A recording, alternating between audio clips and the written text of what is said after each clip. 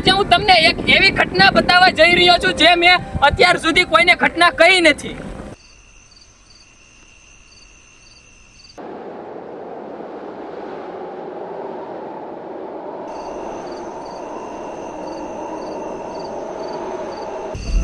આ જગ્યા કેટલી સામાન્ય લાગે છે, પાછળ જોઈ શકો છો તમે. આ જગ્યા કેટલી સામાન્ય લાગે છે, પણ આ જગ્યાએ કેટલાક દિવસથી અજીબ અજીબ ઘટનાઓ થઈ રહી છે.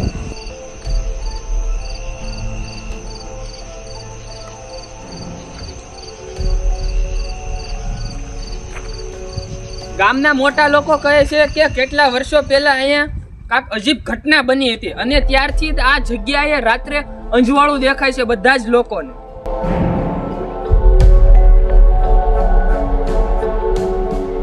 હું એ વાત પર વિશ્વાસ નથી કરતો, પણ હું ખુદ એ જગ્યાએ તપાસ કરવા આવ્યો છું.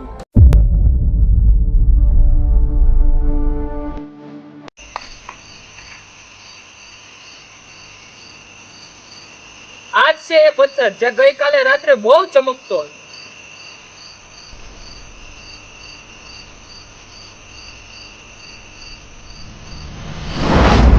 આ પથ્થર સામાન્ય નથી લાગતો. આને પથ્થરને અડ્યો છે એટલે મને કાંઈક અંદરથી શરીરમાં અંદર કાંઈક ખાવા મળ્યું છે. જેવો તેવો તો પથ્થર છે જ.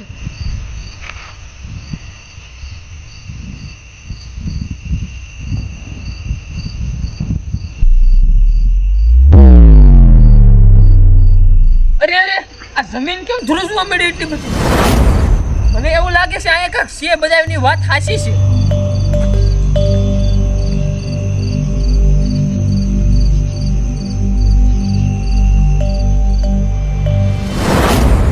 શું થઈ રહ્યું છે?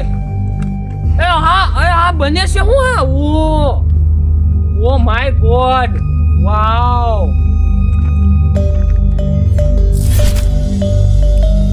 આ શું થઈ રહ્યું છે?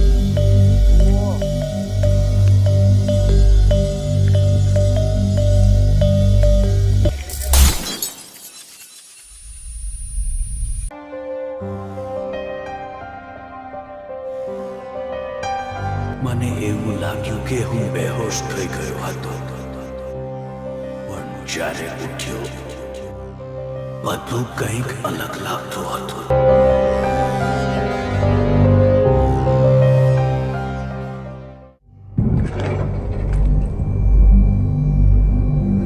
અરે, મોબાઈલમાં નેટવર્ક નથી આવતું, સમય પણ નથી બતાવતો, કઈ તારીખ છે એ નથી બતાવતું. અરે હું આવી ક્યાં ગયો? આ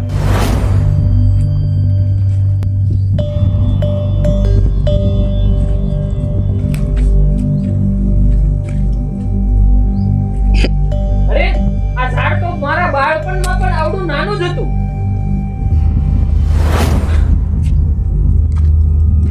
એટલે હું શું ટાઈમ ટ્રેવલ કરી ગયો છું? ટાઈમ ટ્રેવલ 2026 માંથી 2006 માં આવી ગયો છું. આ હું થાય છે આ બધું? હવે હું કેમ જઈએ કઈ?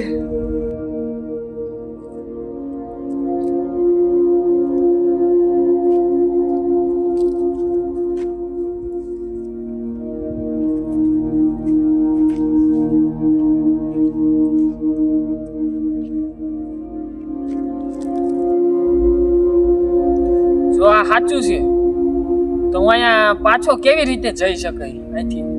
અને અહીંયા કેટલો સમય રહી શકાય? અને હું પાછો જઈ નહીં શકું તો?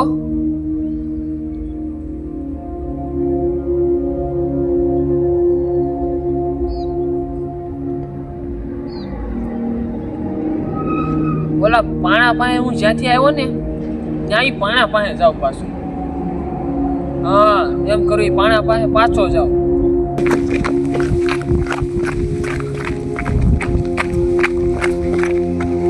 હા જો સામે રો, જો એ જ પથ્થર છે.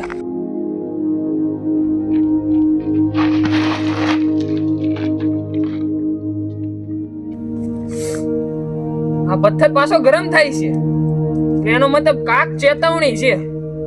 એટલે કાક કેવા માંગે છે પણ ખબર નથી પડતી આ હું કેવા માંગે છે.